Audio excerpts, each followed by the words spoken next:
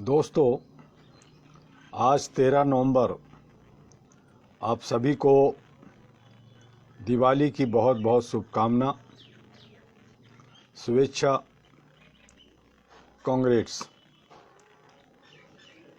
दिवाली अमीरों का, बड़े बड़े शहरों का बड़े धूमधाम से मनाया जाता है, जबकि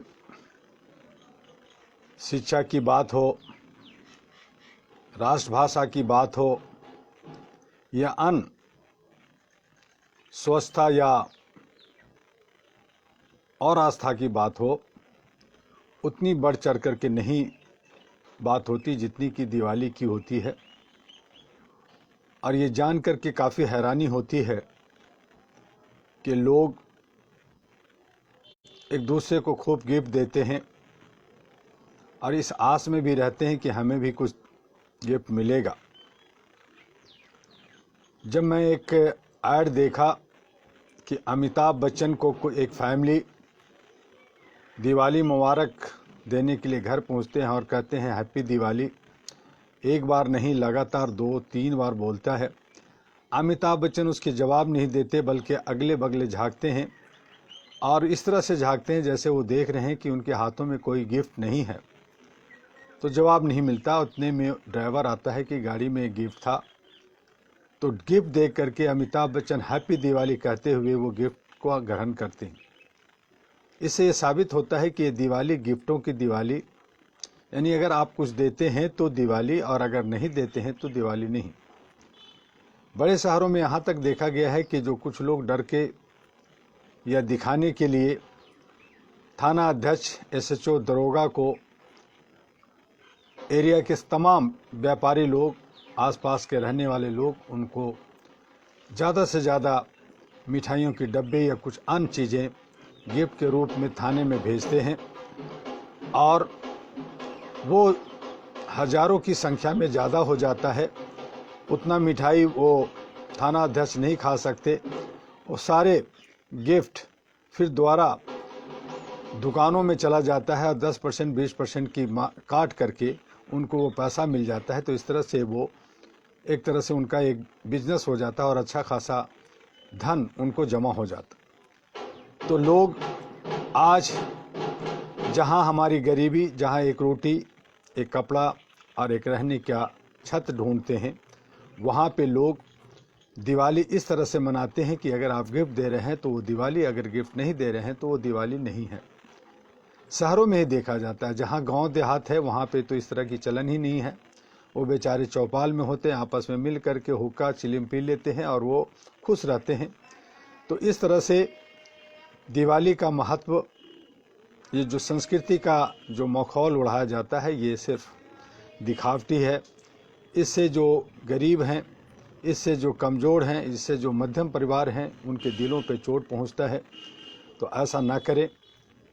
अगर आप सही माने में दिवाली मनाना चाहते हैं, खुशियाँ मनाना चाहते हैं, तो दीपक जिस तरह से आप जलाते हैं, आपके आस पड़ोस में अगर कहीं दीपक नहीं जल रहा है तो उसको जा करके मिल करके दीपक जलाएं। जा करके उन्हें भी मिठाइयाँ खिलाएं और उनसे पूछें कि उन्हें क्या तकलीफ़ है, उनकी तकलीफ़ों का हालचाल पूछें। तो सही माने में वो दिवाली हो सकता है और ये पूरे भारत में ऐसा हो सकता है। लेकिन अगर हम इसको राजनीतिक रूप देंगे, लाखों करोड़ों जो है दीपक एक मंदिर में जलाए जाएंगे और इसको जो है पूरे मीडिया, सोशल मीडिया में सभी नेता उसको दिखाएंगे, तो ये दिवाली किस तरह की दिवाली, ये आपको सोचना है। तो ये इस तरह का अडमना से बचे। हमारी संस्कृति बहुत स्ट्रॉन्ग है, बहुत मजबूत है भारत की। उस संस्कृति को बचाने के लिए सद्भावना के साथ, शांति के साथ, एकता के साथ, भाईचारे के साथ, प्यार के साथ मनाएं। बहुत अच्छी बात है। दिवाली भी है, होली भी है, तरह तरह के हमारे के यहाँ त्यौहार हैं जो हमें एकता और समानता को दर्शाता है।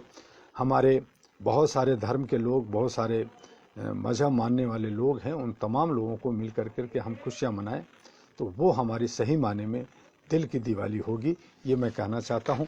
और साथ ही जो देश के और समाज की जो हालात है, आईना है, उस पर भी हम सब नज़र रखें और जो आवाज़ उठा सकते हैं आवाज़ उठाएं, जो लोग आवाज़ नहीं उठाते और जानते हुए आवाज़ नहीं उठाते वो भी मुजरिम है, जुल्म वो भी कर रहे हैं। तो वो अपने जुल्म से बचें और सही माने में खुशियां आपस में बांट करके रहें। तो हम आज सुशासन और मानवाधिकार की किताब पे जो हम लगातार रोज़ बात करते हैं, उससे पहले आपको मैं रोज़ एक शुभ विचार और कोट सुनाता हूँ। आज का जो शुभ विचार है वो है misunderstanding can be erased by loveful pure thoughts and making one to understand at the appropriate time. Misunderstanding can be erased by loveful, pure thoughts and making one to understand at the appropriate time. तो इसके साथ ही जो हमारे सुशासन का जो जवाबदेही हमारे जनप्रतिनिधि का बनता है, उसमें नगर पालिका, महानगर पालिका या अन्य किसी निकाय, विधानसभा, लोकसभा या ब्लॉक व जिला स्तर के लिए होने वाले चुनाव में टिकट देने से पहले प्रत्याशियों की जांच होनी चाहिए और इसके लिए एक अलग से निष्पक्ष जांच एजेंसी होनी चाहिए। ये काम विभिन्न राजनीतिक दलों के लोग अकेले न करें, बल्कि राजनीतिक दलों के लोग ग्राम पंचायतों, जिला पंचायतों के लोगों के साथ मिलकर करें। इसी तरह से शहरी क्षेत्र में रहने वाले लोगों के लिए रेजिडेंस वेलफेयर एसोसिएशन मिलकर प्रत्याशियों के चयन में अपना योगदान दे। इसके साथ ही प्रत्येक प्रत्याशी से यह शपथ पत्र भरवाया जाना चाहिए कि चुनाव जीतने के बाद वह कोई भी गलत काज नहीं करेगा, न ही वह अपराधियों को संरक्षण देगा, न ही पुलिस पर दबाव डालेगा। इस शपथ पत्र की छायाप्रति पूरे क्षेत्र में बांटी जानी चाहिए और लोग यह शपथ पत्र अपने पास रखें और यदि उन्हें लगे कि उनके जनप्रतिनिधि शपथ पत्र में दिए गए वादों का उल्लंघन कर रहे हैं तो तत्काल ग्राम पंचायतों स्तर, जिला पंचायत स्तर, नगर पालिका या महानगर पालिका के स्तर पर लोग मीटिंग करके अपने जनप्रतिनिधियों को बुलाएं और उन्हें सच्चाई से अवगत कराएं। तत्पश्चात उक्त जनप्रतिनिधियों से कहा जाए कि आपके बारे में यह राय बन रहा है, हमारे क्षेत्र में अपराध बढ़ रहा है, पुलिस निष्क्रिय हो रही है, आप क्या कर रहे हैं। ऐसे में जनप्रतिनिधियों से स्पष्टीकरण लिया जाना चाहिए और हर 6 महीने पर उसे मीटिंग में बुलाना चाहिए और स्पष्टीकरण माना जाना चाहिए। 3 बार के बाद भी यदि जनप्रतिनिधि के आचरण में सुधार नहीं होता है तो ग्राम पंचायत उक्त प्रतिनिधि के खिलाफ अविश्वास प्रस्ताव पास करके जिला पंचायत में भेजें और जिला पंचायत उस पर मुहर लगाकर उसे संबंधित प्रतिनिधि के कार्यालय में प्रेषित करें। चाहे वह लोकसभा के प्रतिनिधि हो या विधानसभा के हो, राज्यसभा के हो या विधान परिषद के सदस्य हो, वे महापालिका में हो या नगर पालिका में हो या टाउन एरिया में हो, उनके खिलाफ जनता की संतुष्टि मिल जाने पर संबंधित विभाग को उक्त प्रस्ताव को कार्रवाई के लिए आगे बढ़ा दिया जाना चाहिए। यदि विधानसभा के सदस्य हैं या विधान परिषद के सदस्य हैं तो उनके खिलाफ कार्रवाई के लिए राज्यपाल के पास भेजा जाना चाहिए और राज्यपाल उस संतुष्टि को देखते हुए इन्हें पहले चेतावनी दें। यदि वे नहीं सुधरते हैं तो राज्यपाल उन्हें बर्खास्त कर सके, इस तरह का कानून बनाना जाना चाहिए। इसी तरह की कार्रवाई लोकसभा व राज्यसभा सदस्य के खिलाफ की जानी चाहिए। इस प्रस्ताव को उपराष्ट्रपति और राष्ट्रपति अपनी संतुष्टि देकर इन जनप्रतिनिधियों को हटा सके, ऐसा कानून संसद में भी बनाया जाना चाहिए। जनप्रतिनिधियों को वापस बुलाने के लिए नीचे के स्तर से कार्रवाई शुरू करते हुए ऊपर के स्तर तक जाना चाहिए। जब तक राइट टू रिकॉल की व्यवस्था नहीं होगी तब तक उन जनप्रतिनिधियों के आचरण में पर्याप्त सुधार नहीं होगा जो अपराधियों को बढ़ावा देने में किसी न किसी बहाने लिप्त रहते हैं या कानून व्यवस्था के नाम पर खिलवाड़ करते हैं। इसके साथ ही विभिन्न ग्राम पंचायतों, जिला पंचायतों, नगर पालिका कार्यालयों, महानगर पालिका कार्यालयों में मानवाधिकारों के बारे में प्राथमिक स्तर पर जानकारी दी जानी चाहिए। मानवाधिकार क्या है, मनुष्य के अधिकार क्या है, उसे कहाँ कहाँ संरक्षण मिलता है, इस सूची पर भी जगह लगानी चाहिए और इससे मानवाधिकार के प्रति में जागरूकता लाने की अथक प्रयास करनी चाहिए। तो इस तरह से हम लोग आपको थोड़ा थोड़ा हम बताते हैं सस्ता व त्वरित न्याय कैसे मिले, कहाँ मिले। इस पे हम फिर कल 14 नवंबर है, बड़ा दिवाली, आप खुशी खुशी मनाएं, खूब खुशियां बांटें।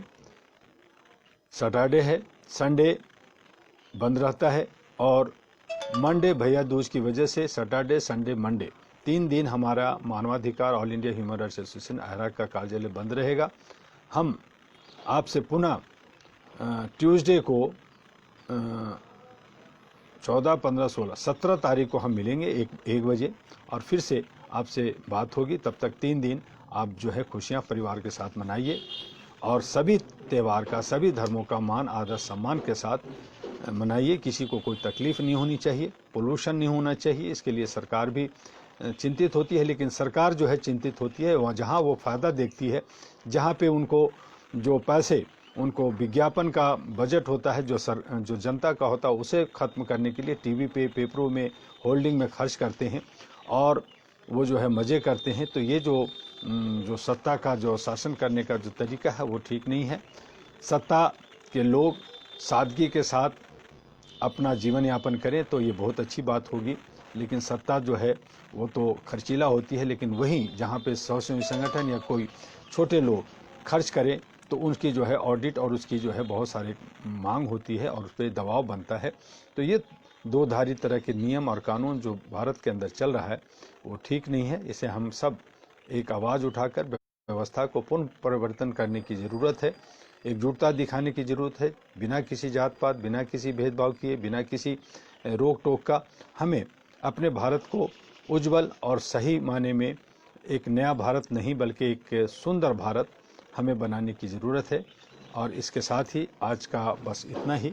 फिर मिलेंगे 17 को ट्यूसडे को 1 बजे फेसबुक लाइव पे। नमस्कार, आपका डॉक्टर एम ए दुआ, अहरा NNP का अध्यक्ष।